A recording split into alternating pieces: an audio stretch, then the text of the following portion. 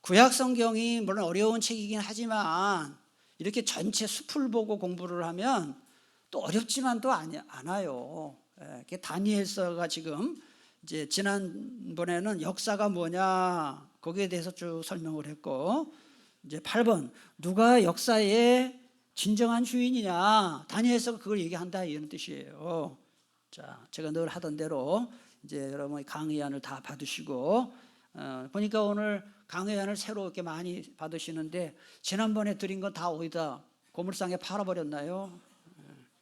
집에 가서 좀 공부 좀 하세요. 복수 좀 하세요. 네. 자, 남유다의 예루살렘이 바벨론에 의해서 다 망했다, 성전은 불타버렸다 하는 거 여러분 다 아셔요. 그게 주전 몇 년입니까? 586년이다. 이거 외우라 그랬어요. 남유다가 망한 해는 주전 586년이다. 컴퓨터가 586을 마지막으로, 옛날에 그 컴퓨터 말이죠, 마지막으로 엄청나게 달라졌잖아요. 586 꼭 외우세요. 예. 그러면은 자, 이제 이런 공부를 하면서 또 북쪽은 먼저 망했어요. 제가 항상 그랬어요. 유치한 방법이지만 우리 남한과 북한이 있으면 북쪽이 나쁜 나라예요. 우리 남한은 좋은 나라죠. 우리 옛날에 맨날 그랬잖아요. 뭐 연속극 보면 어느 게 좋은 나라예요, 어느 게 나쁜 나라. 근데 남북한 굳이 그렇게 얘기하자면 북한은 좀 질이 안 좋아요. 그런데 이스라엘 똑같아요. 북쪽은 나쁜 나라예요. 북쪽은 나쁜 나라예요. 그리고 남쪽이 좋은 나라예요. 그 이유는 하나예요. 남쪽이 왜 좋은 나라냐? 남쪽이 다윗 왕조, 하나님이 인정하신 다윗 왕조예요. 예, 그래서 남쪽은 첫 왕인 르호보암 왕부터 마지막 왕인 뭐죠? 호세아가 아니죠. 시드기야죠. 시드기야까지 전부 다윗 한 가문이 한 왕조예요. 그 왕조라는 게 뭐냐 하면은, 여러분 조선시대가 518년 갔거든요. 518년이 전부 한 왕조예요. 무슨 왕조입니까? 이시왕조, 전주 이시. 그거 똑같아요. 그것처럼 남유다는 전부가 한 왕조인데 누구 왕조냐 하면은 다윗 왕조예요. 다윗 왕조. 그래서 하나님은 남쪽을 사랑하셨어요. 다윗 왕조니까. 다윗의 씨에서 전부 자식들이 나왔으니까 다윗 왕조고. 근데 북쪽은 전부 왕조가 몇 개냐 하면은 9왕조예요. 9왕조. 이제 우리식으로 말하면 이씨가 했다가 김씨가 했다가 박씨가 했다가, 북쪽은 9왕조예요. 9왕조. 9왕조라는 얘기는 몇 번 쿠데타가 일어났느냐 하면은 8번 쿠데타가 일어났다는 얘기예요. 예. 그래서 이 북쪽은 먼저 망해요. 722년에 망해요. 주전 722년에 망했어요. 그리고 나서 136년 후에 이제 남쪽이 망하는 거예요. 그러니까 하나님이 인정하신 남왕조가 하나님이 인정하지 않은 북왕조보다 몇 년 더 간 거예요? 136년을 더 갔다는 거예요. 그거 하나만 봐도 하나님은 남유다를 더 사랑하셨다. 136년을 더 갔으니까. 그걸 여러분 아셔야 되고, 또 참고로 평균적으로 남유다는 한 왕이 왕도로서 한 기간이 남쪽은 평균 17년이에요. 평균 17년, 남쪽은, 유다는. 근데 북쪽은 평균 11년이에요. 그러니까 북쪽이 훨씬 짧죠. 자꾸 왕이 바뀌는 거예요. 이런 것만 봐도 하나님은 남유다를 사랑하셨다 하는 것을 알 수 있습니다. 어쨌든 남쪽이 망한 것은 주전 586년, 북이스라엘이 망한 것은 주전 722년이다 하는 얘기입니다. 당시 이제 바벨론 포로로 끌려간 유대인들은 깊은 고민에 빠졌어요. 하나님은 언약 백성을 버리셨는가? 그럴 수밖에, 포로로 끌려갔으니까. 바벨론의 신인 마르둑이, 이제 신의 이름이 마르둑. 이거는 바벨론의 신이에요. 마르둑이 이스라엘의 신이 여호와 하나님보다 더 크고 강한가? 이제 유대 민족의 미래는 어떻게 될 것인가? 라는 고민을 포로로 끌려간 사람들이 하게 됐다, 이 말이에요. 바꿔 말해, 하나님은 과연 역사의 진정한 주인이신가? 라는 의심과 질문이 유대인들을 괴롭힌 것이다 하는 거예요. 여러분, 이거는 이 시대 사람만 그런 게 아니라 오늘 우리도 신앙생활을 하다가 우한을 당하고 고난을 당하다면은 비슷한 고민을 합니다. 하나님, 내가 믿는데 왜 이런 일이 있는가? 하나님이 정말 살아계신가? 내가 이렇게 하나님을 믿는 신앙생활에 무슨 의미가 있는가? 자꾸 회의가 들죠. 네, 똑같은 고민이 있는데 여러분, 중요한 게 있습니다. 주님께서 가르쳐 주신 기도에 보면 오늘날 우리 일용할 양식을 주옵시고 또 뭐에 들지 않게 해달라고 기도합니까? 시험에 들지 않게 기도를 하죠. 그러니까 어려운 일 당할 때 우리가 어려운 문제를 해결해 달라고 기도하는 것도 중요하지만 꼭 기도해야 될 게 뭐냐면 우한을 당하고 고난을 당하면 뭐에 들기 쉬워요? 시험 들기 쉬워요. 그래서 시험에 들지 않도록 기도를 해야 된다 하는 거예요. 그런데 시험에 들지 않으려면 어떻게 되느냐? 자, 한번 찾아보겠습니다. 본문 잘 접어두시고 마태복음 26장 41절 한번 보세요. 마태복음 26장 41절 같이 봉독합니다. 시험에 들지 않게 깨어 기도하라 그랬어요. 그러니까 시험에 들지 않는 비결은 딱 하나밖에 없다. 어떻게 하는 거라고요? 기도하는 거예요. 기도하는 거. 그러니까 여러분 가운데 자기가 그런 얘기를 해요. 목사님, 저 요새 좀 시험에 들라 그래요. 그러면 시험에 안 들려면 방법 없어요. 시험에 들지 말아야지 하고 그게 결심하고 다짐해서 안 드는 게 아니고, 여기 성경에 다 예수님이 말씀하셨잖아요. 시험에 들지 않게 깨어서 뭐하라 그랬어요? 기도해라. 이걸 바꿔 말하면 뭐냐? 기도 안 하면 어떻게 된다는 거예요? 시험에 든다는 거예요. 여러분 가운데 자꾸 자기 시험에 든다 그러고 요새 낙심이 되고 뭐 절망이 되고 예수 믿는 것조차도 재미도 없고 교회 다니는 것도 재미없고, 물론 여러 가지 이유가 있을 수 있어요. 그러나 예수님의 말씀에 의하면 기도가 부족해서 그래요. 성경 말씀을 그냥 이론으로 받아들이면 안 돼요. 내가 지금 기도가 약하구나. 그 시험에 들으려고 하는구나. 이 바벨론으로 포로로 끌려간 유대인들이 바로 그런 이제 시험에 들게 생긴 겁니다. 맨 이제 그다음 보세요. 그 다음에 이에 대해 다니엘서는 유다가 패망하고 포로가 된 것은 하나님의 섭리의 일부다라고 가르치는 거예요. 다니엘서를 쭉 읽어보면 하나님의 섭리의 일부이고, 하나님이 궁극적으로 이방 제국을 심판하시고 승리하실 것이다 라는 것을 천명하는 거예요. 한마디로 말해서 다니엘서는 뭘 얘기합니까? 하나님은 인간 역사에서 일어나는 모든 일을 주관하시는 분이다, 섭리하시는 분이다 라는 것을 말씀합니다. 이게 다니엘서의 사상이에요.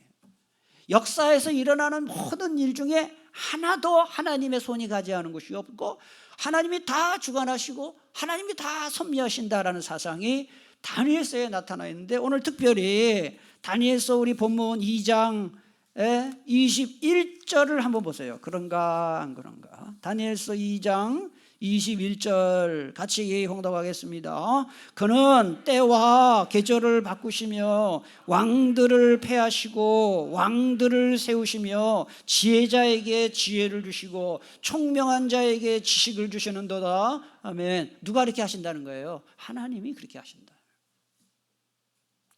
그러니까 이 세상에서 일어나는 일 중에 여러분 우연한 거 하나도 없어요. 우연한 일 없어요. 우연은 없다 이렇게 생각해요. 예수 믿는 사람들은 뭐 우연히 뭐 이런 소리 없어요. 우연은 없어요. 우리는 겉으로 나타나는 것만 보고 자꾸 보는데, 항상 여러분 보세요. 겉으로 나타난 문제 뒤에서 하나님의 손길을 봐야 돼요. 하나님의 손길이 있다는 거예요. 누구를 우연히 만났다? 우연히 만난 거 아니에요. 아니 뭐 느닷없이 갑자기 누가 떠올랐다. 그거 괜히 떠오른 거 아니에요. 신경을 쓰라는 거예요. 여러분, 저는 특히 그래요. 기도를 하는데 갑자기 누구의 얼굴이 떠올라요. 교우 중에 어떤 얼굴이. 이거는 사인이에요. 하나님이 전화를 하라는 거구나, 아니면 문자를 하라는 거구나. 괜히 어떤 사람이 생각나고 길 가다가 우연히 누구 만나는 게 아니에요. 여러분, 우연 없어요. 우연 없어요. 예수 믿는 사람, 믿지 않는 사람은 우연이라고 하지만은 모든 사건, 모든 만남, 모든 문제 뒤에는 누구의 손길이 있다고요? 하나님의 손길이 있다. 이거를 믿는 믿음을 가리켜서 섭리신앙이다 그래요. 하나님의 섭리를 믿는 신앙, 섭리신앙이다 그래요. 그러면은 자, 여러분에게 묻겠습니다. 좋은 일만 우연이 아니고 나쁜 일은 우연이다. 있을 수 있어요? 없어요? 없어요. 우리에게 닥쳐오는 나쁜 일도 고난도 다 누구의 손길 아래 있다는 거예요? 하나님의 손길 안에 있다는 거예요. 이거를 믿어야 돼요. 여러분, 이걸 믿으면 어떤 유익이 있느냐? 자, 좋은 일을 하나님이 주셨다 그러면 이제 하나님께 감사하죠. 그 좋은 일이. 근데 어려운 일도 하나님의 손길이다 생각하면 어떤 생각이 듭니까? 하나님이 어려움을 허락하셨으니까 하나님이 반드시 도와주실 줄 믿습니다. 그렇게 되는 거예요. 그래서 고난도 하나님의 손길에 있다고 믿으면 절망하지 않아요. 그게 굉장히 중요해요. 그래서 제가 늘 로마서 8장 28절 우리가 알거니 하나님을 사랑하는 자 곧 그의 뜻대로 부르심을 입은 자들에게는 모든 것이 합력하여 어떻게 한다고요? 선을 이루느니라. 이게 뭐예요? 고난도 하나님의 손에 잡혀있기 때문에 그런 일을 통해서 하나님이 가장 좋은 길로 인도해 주신다 하는 거예요. 이걸 섭리신앙이다. 역대상 29장 한번 찾아보세요. 역대상 29장 11절 12절. 역대상 29장 11절 12절. 빨리 찾은 사람은 몇 페이지인지 옆에 사람한테 가르쳐요. 느린 분들이 계시거든요. 역대상 29장 11절 12절. 제가 가진 성경으로 653페이지 구약 역대상 29장 11절 12절. 아주 귀한 말씀이 나와요. 다윗의 기도인데요. 11절 12절 시작. 여호와여 위대하심과 권능과 영광과 승리와 위엄이 다 주께 속하여 싸우니 천지에 있는 것이 다 주의 것이로소이다. 여호와여 주권도 주께 속하여 싸우니 주는 높으사 만물의 머리심이이다. 부와 귀가 주께로 말미암고 또 주는 만물의 주제가 되사 손해와 권세와 능력이 싸우니 모든 사람을 크게 하심과 강하게 하심이 주의 손에 있나이다. 아멘. 이 다윗의 이 고백이 우리의 고백이 되기를 축복합니다. 한 군데 더 보면 사무엘상 2장 6절 7절 한번 봅시다. 사무엘상 2장 6절 7절 410페이지 구약성경 410페이지 사무엘상 2장 6절 7절 같이 봅니다. 여호와는 죽이기도 하시고 살리기도 하시며 수월에 내리기도 하시고 거기에서 올리기도 하시는도다. 여호와는 가난하게도 하시고 부하기도 하시며 낮추기도 하시고 높이기도 하시는도다. 아멘. 하나님이 다 하시는 거예요. 고난도 슬픔도 기쁨도. 그래서 우리에게 좋은 일이 있을 땐 하나님 감사합니다 하면 되고, 너무너무 어려운 일이 있을 때는 하나님 도와주실 줄 믿습니다 하면 되고 말이죠. 그게 우리에게 믿는 섭리신앙이에요. 섭리신앙. 자, 그 다음 넘어가겠습니다. 조그만 1번. 유다의 멸망은, 유다가 이제 바벨론에 멸망했잖아요. 유다의 멸망은 실제로는 하나님이 유다를 바벨론에게 넘겨주신 거예요. 이게 중요해요. 바벨론이 쳐들어와서 망했다 이러면 안 돼요. 성경이 그렇게 얘기를 해요. 바벨론에게 넘겨주셨기 때문에 일어난 일이다. 다니엘서 1장 1절 2절. 자, 이건 제가 다 여기다 써놨죠. 한번 같이 읽을까요? 유다왕 여호야김이 다스린 지 3년이 되는 해에 바벨론 왕 느부갓네살이 예루살렘에 이르러 성을 에워쌌더니 주께서 유다왕 여호야김과 하나님의 전 그릇 얼마를 그의 손에 넘겼다 그러잖아요. 바벨론이 쳐들어와서 포로 잡아가고 성전의 기물을 가져갔는데 성경 다니엘서는 뭐라고 얘기합니까? 하나님이 넘겼다 그래요. 하나님이 넘겼다. 하나님이 역사를 주관하신다 하는 거예요. 그 유다 나라가 바벨론 제국에게 망한 것은 바벨론이 아닌 하나님이 하신 일이다. 여러분, 이런 일을 통해서 우리가 뭘 할 수 있습니까? 하나님은 때때로 불신자들을 도구로 사용해서 신자를 깨우치시고 징계하신다는 거예요. 여러분 중에 가정에 믿지 않는 가족을 둔 분들이 계셔요. 많이 계시죠. 그런 가끔 가다가 믿지 않는 뭐 남편이나 또 믿지 않아 했던 가족이 교회 다니는 여러분들에 대해서 안 좋게 얘기할 수 있어요. 친척이 그럴 수도 있고요. 그럴 때 그거를 기분 나쁘게만 생각하지 마시고, 이건 하나님이 믿지 않는 남편을 통해서, 믿지 않는 자녀나 부모를 통해서, 친척을 통해서 지금 테스트하는 거예요. 믿음에 똑바로 서 있나 안 서 있나. 그러니까 하나님이 바벨론을 도구로 쓴 것처럼 믿지 않는 사람들을 도구로 쓰시는 일이 많다. 그러니까 그걸 다시 말씀드립니다. 믿지 않는 사람이 나를 괴롭게 한다가 아닙니다. 하나님이 그를 통해서 뭔가를 깨우치시는 거예요. 이런 것을 통해서 그걸 할 수가 있어요. 2번, 다니엘과 세 친구가 율법에 따라 자신들의 신앙을 지킬 수 있도록 바벨론의 환관장에게, 여기 환관장은요 내시예요. 내시. 옛날에 내시들이 권력을, 제가 역사를 공부를 해보니까 내시들의 반란이 무지 많았어요. 내시들이 임금을 뒤에서 틀고 말이죠. 내시의 환관, 내시장이죠. 호의를 입을 수 있도록 도와주신 분도 하나님이다 그랬어요. 여러분, 다니엘과 세 친구가 나오잖아요. 그를 담당한 사람이 환관장인데 그에게 호의를 입었거든요. 그게 어디에 나오냐? 다니엘서 1장 8절 9절에 나와요. 다니엘은 뜻을 정하여 왕의 음식과 그가 마시는 포도주로 자기를 더럽히지 아니하리라 하고 자기를 더럽히지 아니하도록 환관장에게 구하니, 그 다음 읽겠습니다.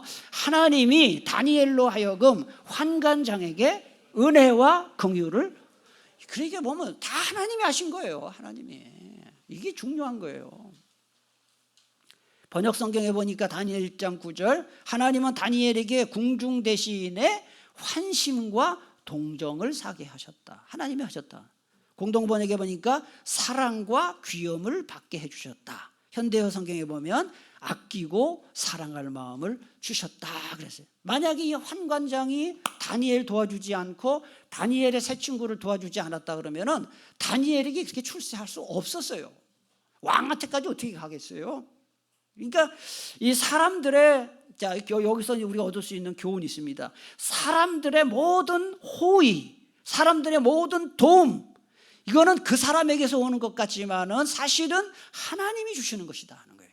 하나님이 그 사람을 통해서 도와주시는 거예요. 그래서 여기에서 우리가 중요한 이 교훈을 얻습니다. 모든 복의 근원이 뭐냐? 하나님이신데 하나님은 무슨 복을 통해서 복을 주시느냐? 만남의 복이에요. 만남의 복. 옛날에 노사연이 우리 만남은 뭐가 아니라 그래요? 우연이 아니라. 노무성하고 만났잖아요. 우연히 만난 게 아니에요. 몰라요? 노무성? 이무송. 참 제가 아는데 여러분이 아나 모르나 지금 테스트하는 거예요. 이무성이네, 맞아. 여러분, 그 노래가 굉장히 성경적이에요. 우연이 아니에요. 하나님은 우리에게 복을 주실 때 좋은 사람을 만나게 하시는데 그 만남을 통해서 많은 복을 주셔요. 여러분 사랑하는 가족, 여러분 교회 안에 교우들 만난 거 만남의 복인 줄 믿습니다. 그래서 여러분 자녀들 위해서, 저는 우리 자녀들 위해서 기도할 때 절대로 안 빼놓는 기도가, 하나님 우리 아이들에게 만남의 복을 주세요. 여러분 자녀들 좋은 만남이 있어야 자녀가 잘 되거든요. 좋은 배우자 만나야 되고 좋은 상관을 만나야 되고 그래요. 그러니까 하나님이 다니엘과 세 친구에게 좋은 만남의 복을 통해서 호의를 베푸시고 도움을 주셨다 하는 것을 알 수 있어요. 3번, 다니엘과 세 친구에게 건강을 지켜주신 분도 하나님이다 하는 거예요. 그거 어디에 나오냐? 1장 15절에 나와요. 그 1장 15절에 보면은 그 앞에 찾아놨으니까 보시면, 열흘 후에 그들의 얼굴이 더욱 아름답고 살이 더욱 윤택하여 왕의 음식을 먹는 다른 소년들보다 더 좋아 보인다. 그러니까 산의 진미, 바벨론 왕이 주는 음식보다도 이 채소를 먹었는데도 더 이 혈색이 좋고 그런 건강을 하나님이 지켜주셨다는 거예요. 네 번째, 다니엘과 세 친구에게 지혜와 학문의 은사를 주신 분도 하나님이다. 특히 다니엘에게는 꿈과 환상을 어떻게 할 수 있는 은사 주셨어요? 해석할 수 있는 은사를 주셨어요, 하나님이. 그래서 바벨론 사회에서 고관으로 등용될 수 있게 하셨습니다. 다니엘 1장 17절, 하나님이 이 네 소년에게 학문을 주시고 모든 서적을 깨닫게 하시고 지혜를 주셨으니, 여기 뭐 학문, 깨닫게, 지혜, 이거 전부 하나님이 주신 거예요. 하나님이 주어예요. 다니엘은 또 모든 환상과 꿈을 깨닫는 말이 또 나와요. 깨달아 알더라 그랬어요. 저도 이제 옛날에 공부를 좀 많이 했잖아요. 공부를 하고 우리 아이들 공부를 보면요, 부모가 공부해라 해서 하는 공부는 다 쓸데없는 소리예요. 여러분, 공부는 자기가 해야 되겠다 이렇게 느껴야 공부가 되는데, 아이들의 머리를 트이게 만드는 것은 하나님이 하시는 일이에요. 가끔 이제 보면은 부모님들이 우리 아이는 머리가 나빠서 뭐 이런 소리 하는데요, 머리 나빠도요, 하나님이 지식을 주시면 할 수 있어요. 그러니까 혹시 여러분들 중에 부모가 머리가 나쁘신 분들 혹시 계시면은 그거 유전이라 그러잖아요, 그죠? 머리는 유전이라 그러는데 그것 때문에 실망할 거 없어요. 천재와 둔재 차이는 그렇게 크지 않대요. 아주 특별한 사람 외에는 하나님이 지혜 주시면 다 할 수 있거든요. 그러니까 여기 보면은 이 다니엘서 1장 17절 학문을 주시고 깨닫게 하시고 지혜를 주시고 깨닫게 하시고, 이거를 보면서 저는 뭐가 생각나느냐, 우리 자녀들의 진로를 열어주시는 분도 하나님이시고 깨닫게 하시는 분도 하나님이시다 하는 거예요. 그러니까 자녀들을 위해서도 그런 기도가, 하나님 다니엘서 1장 17절의 은혜를 우리 자녀들에게 주십시오라고 기도할 필요가 있다 하는 거예요. 5번, 하나님은 다니엘을 통해 세상 제국의 왕들에게 미래를 알려주신 미래를 하나님이 미래를 알게 해요. 그래서 다니엘의 환상이 많이 나와요.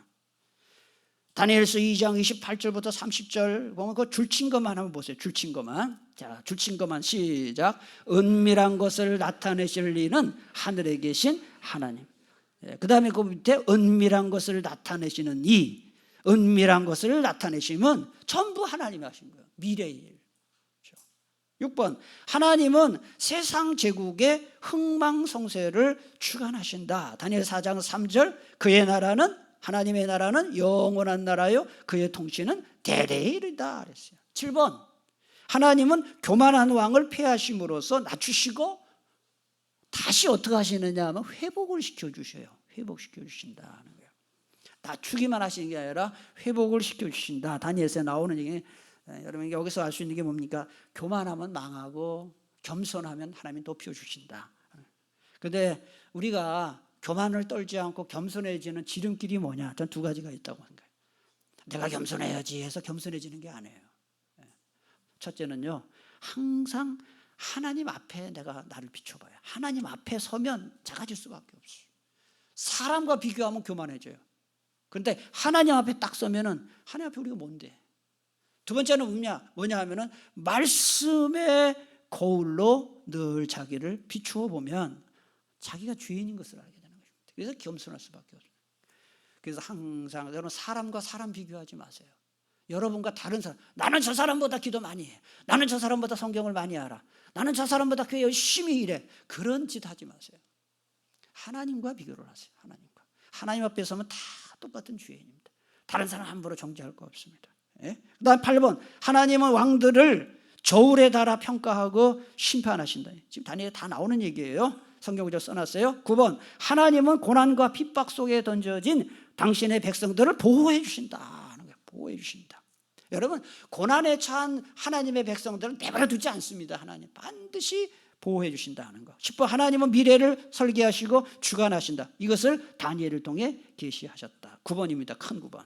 자, 그러면 제국이 지배하는 바벨론 제국이죠. 세상에서 그리스도인은 어떻게 살아야 되느냐, 이거를 다니엘서가 보여줍니다. 다니엘의 삶에 보여주는 모범은 다니엘이 제국까지, 최고위직까지, 총리까지 올라갔죠. 출세했죠.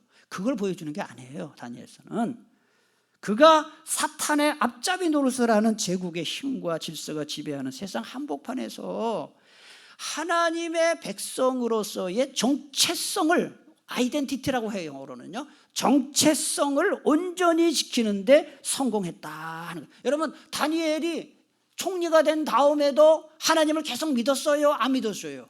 계속 믿었어요. 그거 쉬운 일 아닙니다, 여러분. 그 마르둑 신이 지배하는 바벨론 제국에서 왕에게 인정받으려면 개종을 해야 되는 거예요. 옛날에 제가 보니까 대대장이, 예수 믿는 사람이 대대장이 오잖아요. 그러면은 중대장, 뭐 소대장 다 불교 사람들이 기독교로 개종하더라고. 그 대대장한테 인사고과 잘 받아가지고 출세하려고 다 개종을 해요. 그리고 다음에 또 불교 또 신자가 또 대대장이 오면은 중대장, 소대장이 또 불교로 또 바꿔요. 그런 거 많이 봤어요. 살아남으려면 그렇게 하더라고. 그런데 다니엘은 죽으면 죽으라고 끝까지 하나님 믿는 이 신앙을 절대로 버리지 않았어요. 그게 하나님 백성으로서의 정체성이에요. 정체성. 다니엘의 이런 모습은 현대 세속사회를 살아가는 우리에게 큰 도전과 교훈이 된다. 그런데 여러분, 하나님의 내가 자녀다, 하나님의 백성이다 하는 것은 무엇을 통해서 계속 이렇게 다시 새기게 되느냐 하면요, 주일마다 드리는 예배를 통해서 그런 거예요.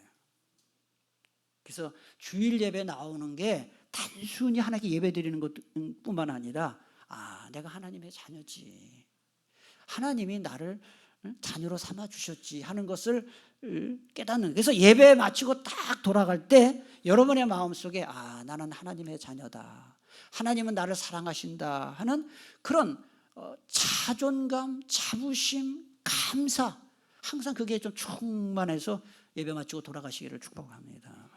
교회 와서 사람만 만나고 가면 절대 안 됩니다. 자기 부서 사람하고 만나가지고 뭐 교제하고, 그것도 좋은 일이지만은 꼭 누구를 만나고 가야 됩니까? 하나님 만나고 가야죠. 오늘도 말씀 듣는 중에 하나님 만나시기를 축복합니다. 1번, 작은 1번, 다니엘은 이방 제국 안에서도 신앙의 절개를 온전히 지켰습니다. 그는 자신의 진정한 왕이 하나님이심을 분명히 알았습니다. 하나님이 내 인생의 왕이요 주인이심을 분명히 믿는, 이거를 어려운 말로 주재권 신앙이다 해요. 영어로 로드십, 로드가 주인이거든요. 이거를 한글말로 또 쉽게 말하면 주인 되심 신앙이에요. 하나님이 나의 주인 되신다라는 신앙, 이걸 주재권 신앙이라고 하는, 굉장히 중요해요. 굉장히 중요한 신앙이에요. 육체적 순결을 지키는 것 이상으로 영적 순결을 지키는 것이 참 중요하다. 2번, 그는 시대를 분별하려고 부단히 애썼다. 이 시대가 지금 어떤 시대인지 과정에서 얻은 통찰력과 지식으로 많은 사람을 옳은 길로 인도했습니다. 아직 복음을 영접하지 않은 사람들에게 기회인 대로 복음을 전해야 된다. 세 번째, 그는 자신이 살아가는 제국의 안전과 유익을 위해 최선을 다했어요. 다니엘은 자기가 예수 믿는 사람, 하나님을 믿는 사람이지만은 마르둑 신을 섬기는 이 바벨론 무시하지 않고 총리로서 최선을 다했다. 그리스도인은 천국을 사모하고 소망하며 살되 발붙이고 사는 이 세상에서도예요. 이 세상에서도 최선을 다해 살아야 된다. 애국해야 되고. 여러분, 예수 믿는 사람들 애국해야 돼요. 여러분, 제가 요즘 잘 그런 거 안 했는데 국경일에 좀 태극기 좀 다세요. 아, 나 우리 푸르지오 아파트 제가 몇 동에 살지? 갑자기 생각이 안 나. 이렇게 내가 101동에 살죠. 101동. 우리 101동 이렇게, 그다음 앞에가 이게 몇 동, 하여튼 100몇 동이 있는데요. 국경일에 태극기 다는 그 태극기 다는 집이 많아야 3집, 4집이에요. 우리 동해도 그렇고 저쪽 앞에도. 근데 다는 집이 늘 달아. 내가 제 생각에 아니, 이 아파트 예수 믿는 사람 많을 텐데 뭐 예수 믿는다고 나라 위해 기도하고 뭐 하는 거예요? 태극기도 하나 안 달고. 어디 저 지방 어디에서 그 전에 작년 3.1절에 광복절날 일장기를 댄 미친 목사가 있었어요. 여러분 뉴스 봤죠? 야, 목사가 일장기를 달았어, 광복절날. 그러고도 떳떳하게 뭐 어쩌고 저쩌고. 내가 야, 저런 놈 때문에 이 목사들 욕 바가지로 먹는구나. 어디 광복절날 일장기를 달아요. 미친놈이지 그거는 완전히. 여러분, 예수 믿는 사람은 나라를 위해서 그런 것도 잘해야 되고요, 기도도 해야 되지만은 뭐 재활용도 좀 잘하고 저 환경운동도 하고, 그 다음에 가정과 직업과 하루하루에 충실해야 된다는 거. 아멘이십니까? 교회만 잘 나오면 되는 거 아니에요. 그래서 여러분, 예수 믿는 사람은요, 직장에서도 존경받아야 돼요.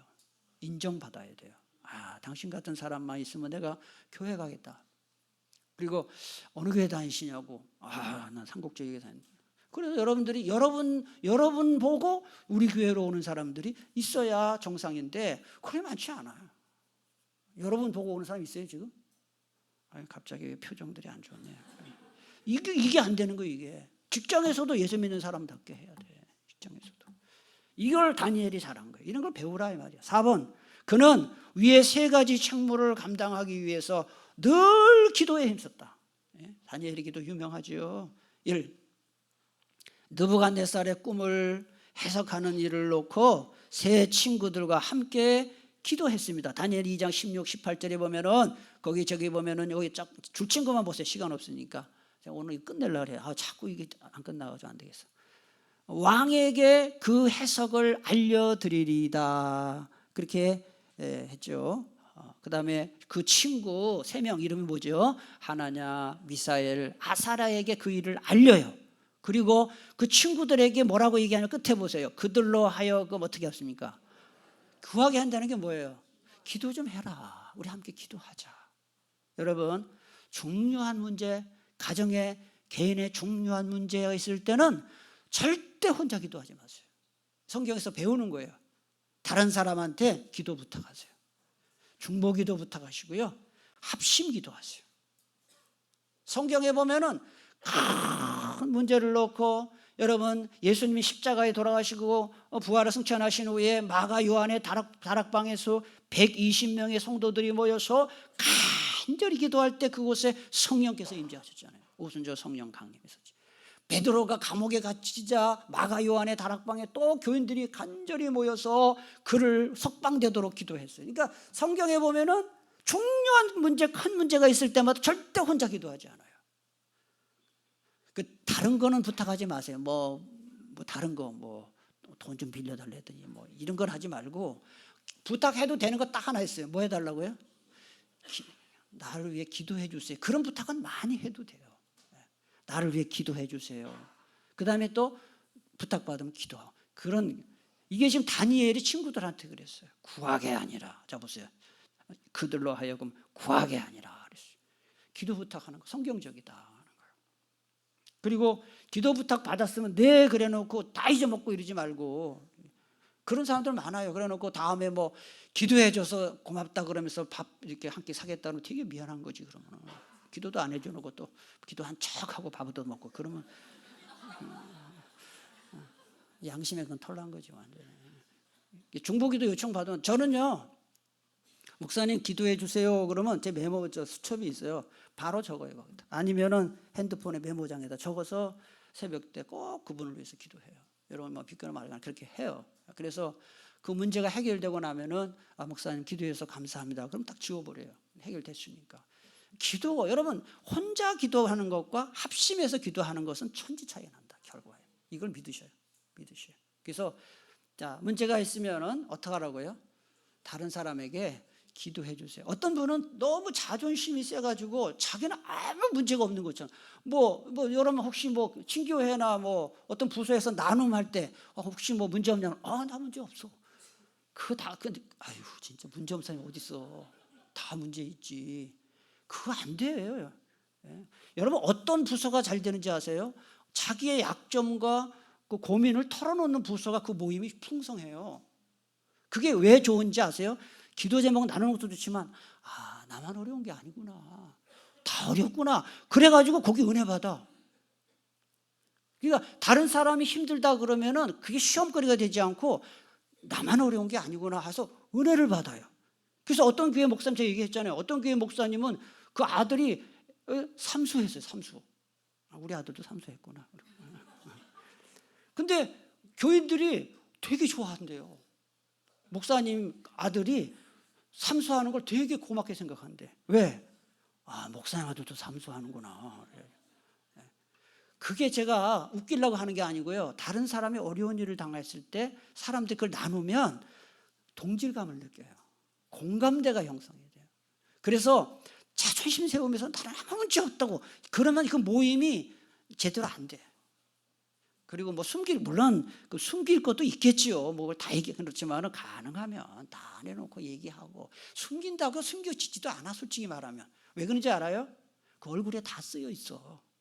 나 아무 문제 없어 이래도 얼굴에 보면 당신 문제 많은데 다 알아요. 그러지 마시고 기도는 절대 혼자 하지 마시고 무슨 기도 하시라고요? 합심기도 중보기도 해라. 이게 다니엘서 2장 16에서 18절에 다니엘이 우리에게 가르쳐 준 거예요.